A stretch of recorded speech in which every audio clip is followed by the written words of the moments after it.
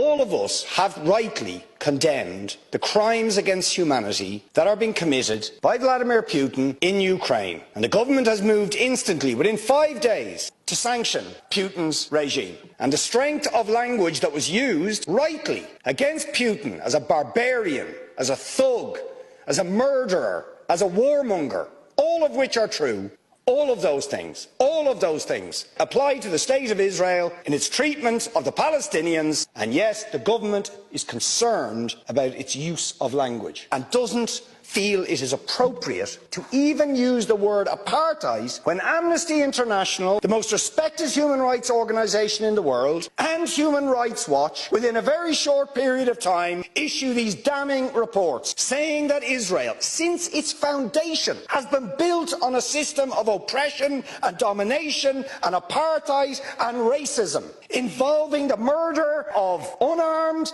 innocent civilians on a regular basis, Gaza in a permanent state of humanitarian crisis. And yet you want to be careful about your language. You're happy to correctly use the most strong and robust language to describe the crimes against humanity of Vladimir Putin, but you will not use the same strength of language when it comes to describing Israel's treatment of the Palestinians, when it is now being documented and detailed by two of the most respected human rights organisations in the world. You don't want to even use the word apartheid. 5 days sanctions against Putin and his thugs, 70 years of oppression by the Palestinians, and it wouldn't be, what was the word you used? It wouldn't be helpful to impose sanctions. Exactly the same types of sanctions you've just initiated against Vladimir Putin. Will you support it? And I think the answer is clearly you're not going to.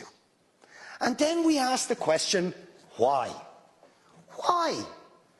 With such strength of feeling, Fine Gael and Fianna Fáil and Green TD stood up one after the other, saying it was intolerable, the thuggery and the warmongering and the brutality of Putin. You wouldn't stand for it. Urgent action had to be taken. But we've got to be much more careful with the Palestinians and their treatment. No action, no sanctions, no outrage.